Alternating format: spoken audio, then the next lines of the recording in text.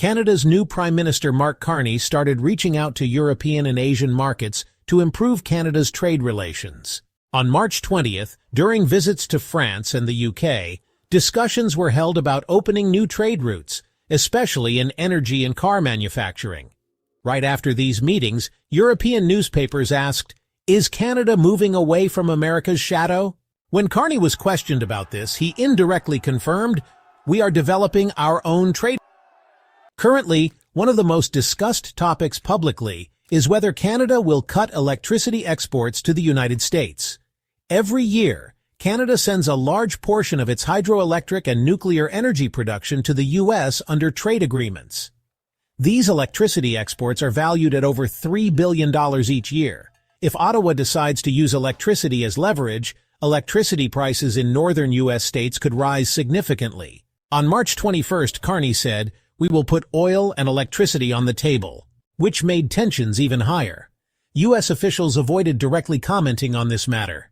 However, representatives from the U.S. energy sector warned this could harm both U.S. and Canadian companies. Yet Carney repeated his strong position on March 22nd, saying, "We are not trying to cause damage, but we can't do nothing against unfair practices." The numbers in the car sector are also impressive. Canada produces about 2 million vehicles per year, with more than half sold to the U.S. Similarly, many car parts from the U.S. are used in Canadian factories. But Trump's car tariffs might harm American manufacturers too.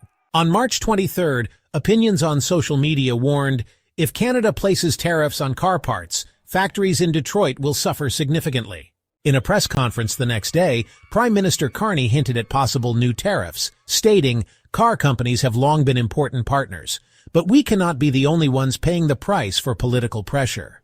This caused minor fluctuations in automotive stocks and increased market uncertainty. On agriculture, trade is also very important. Canadian products like wheat, meat, milk, and dairy are highly demanded in the United States. Canada's agricultural exports alone are expected to reach $50 billion. If Canada imposes tariffs or limits exports here, prices could sharply increase in U.S. supermarkets. On March 24th, an agricultural lobbyist told American media, "Many U.S. farmers rely on Canadian raw materials. If this supply chain breaks, food prices could rise dramatically."